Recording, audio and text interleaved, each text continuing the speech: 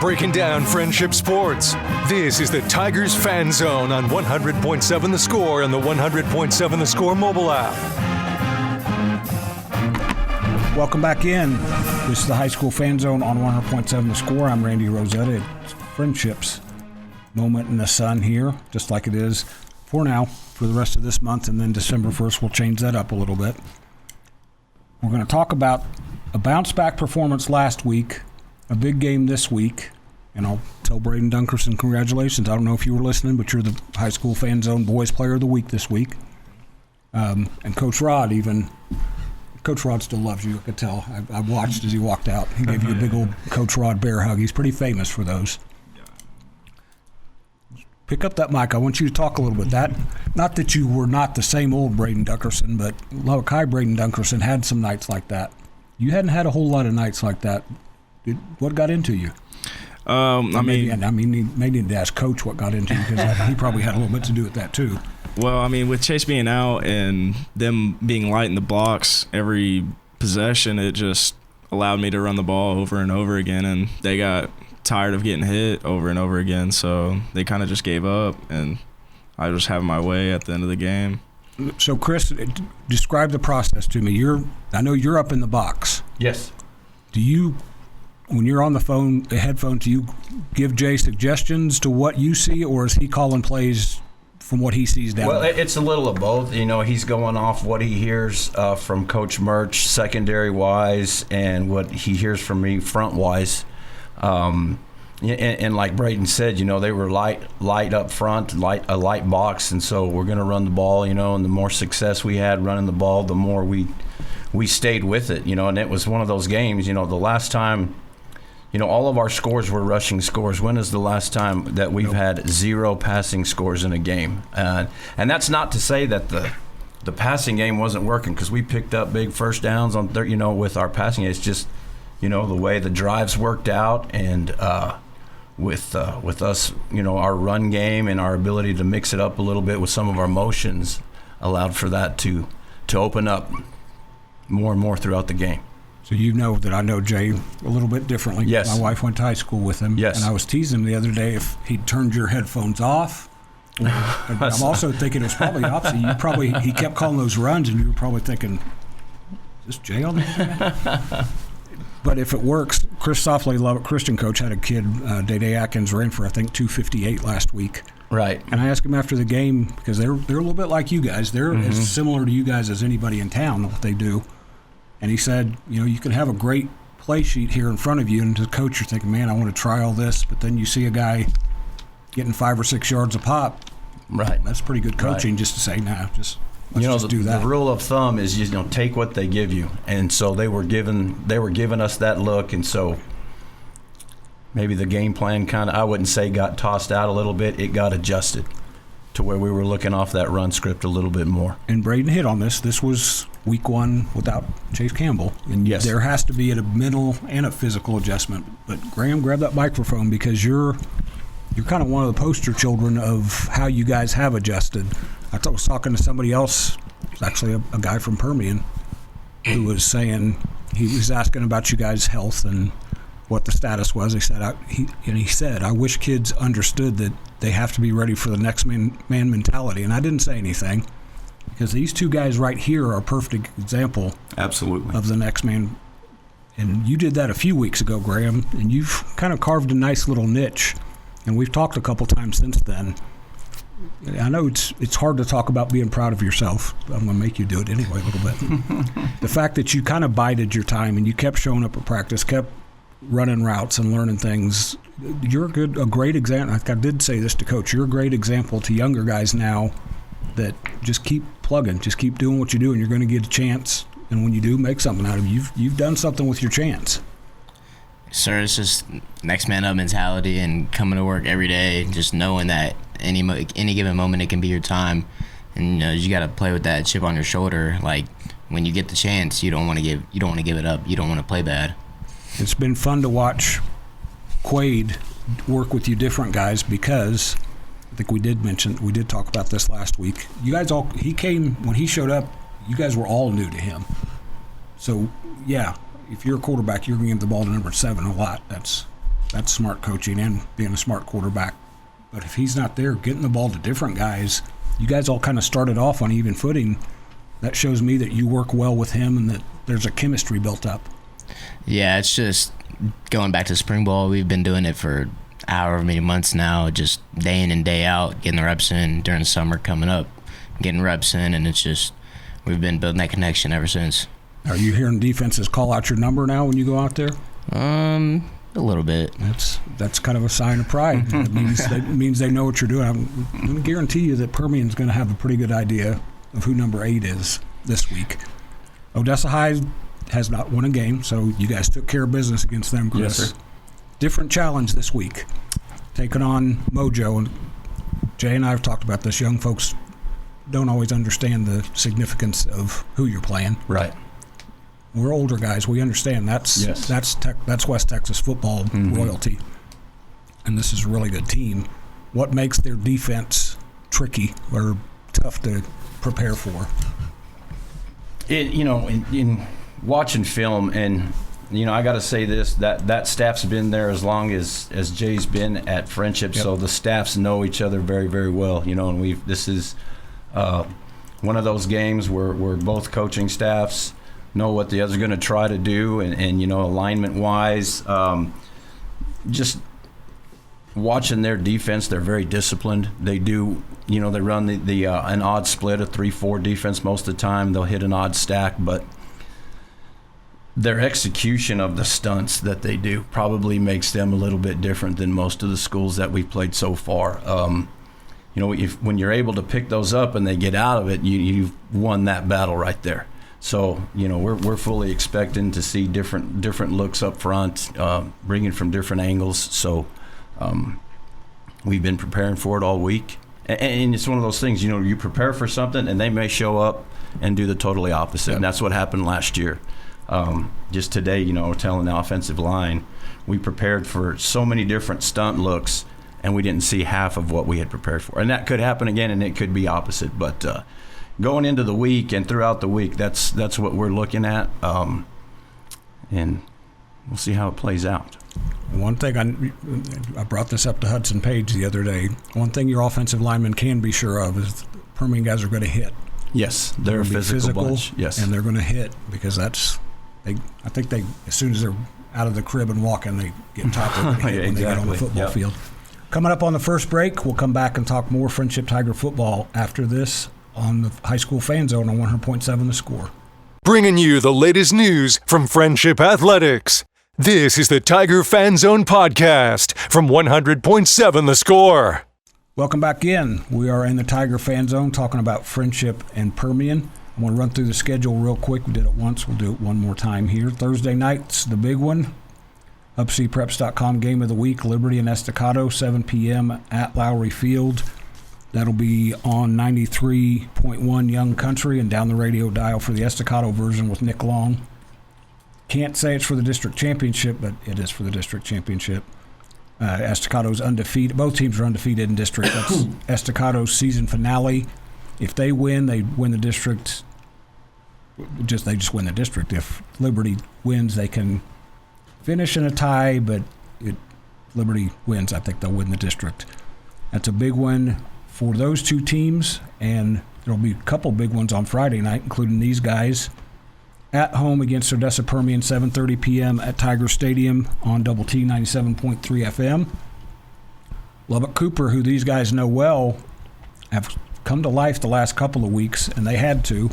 Now they go into their last regular season game at home against Abilene Wiley. Pirates need to win to get to the playoffs. They won last week at Wichita Falls Memorial.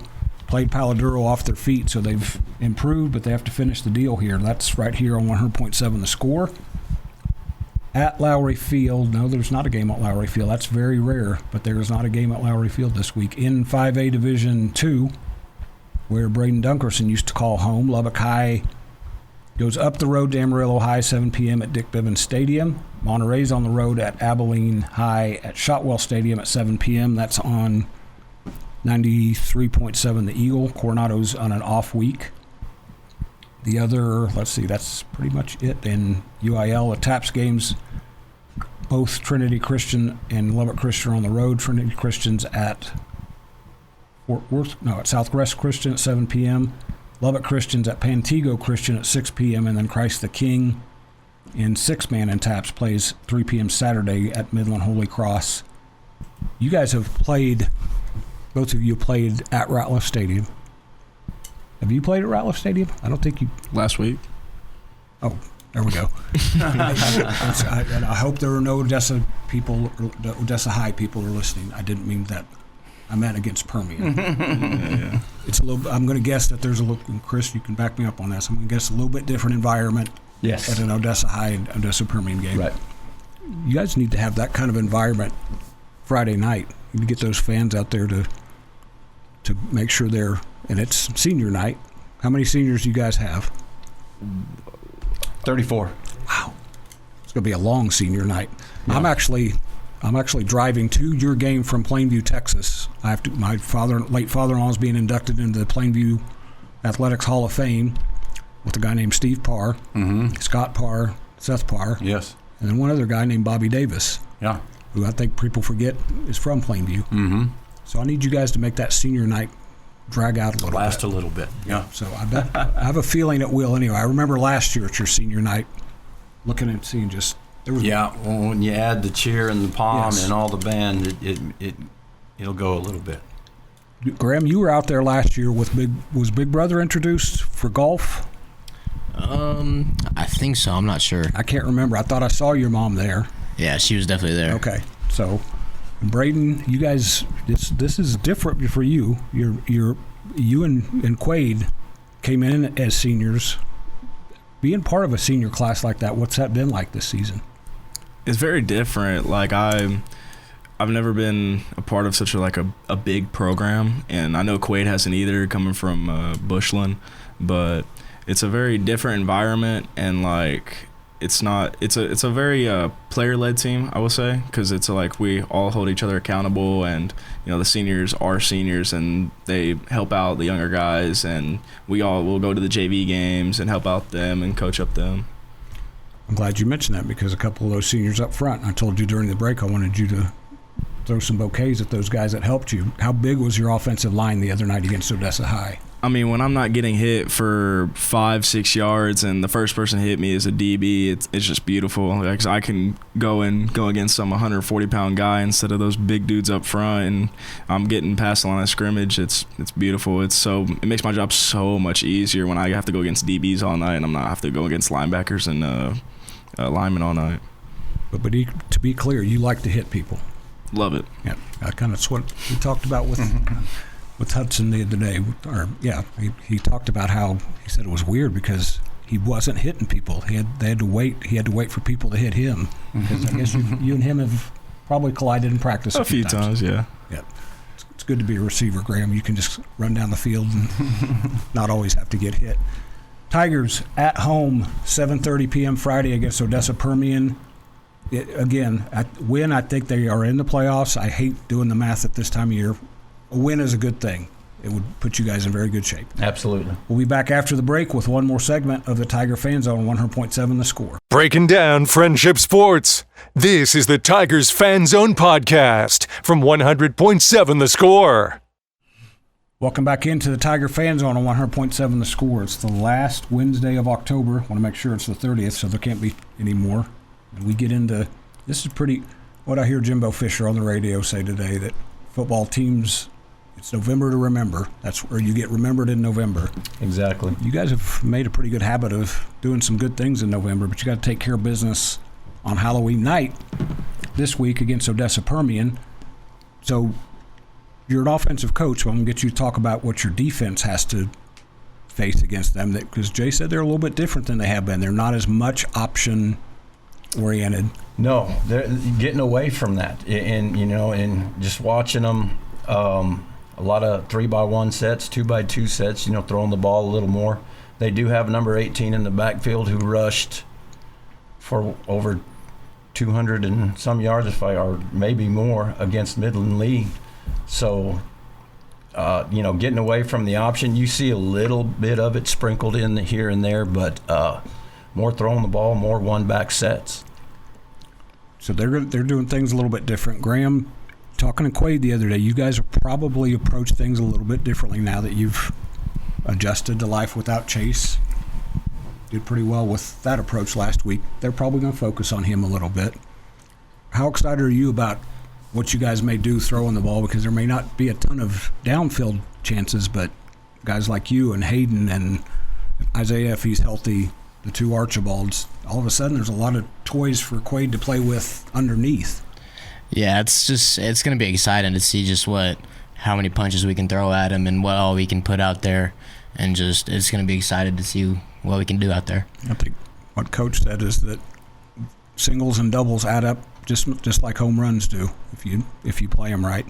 Having tight ends, Chris, you've had guys who played tight ends last, but you've got two like legit tight ends who just happen to be brothers who give you some options when you're an offensive coordinator, both as what they can do catching the ball and also for the offensive line.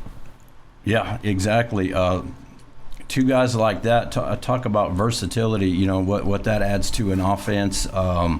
Like you said, including him in our max protect, and getting them out on the different routes and the hands that they have, you know, and like you said, not everything has to be a home run. You know, those 8 and 10-yard passes, just like last week. We didn't hit any streaks, you know, for 50 and 60 yards. You know, it was all the underneath stuff that put us in second and short and third and short, and opened that run game up and lightened the box.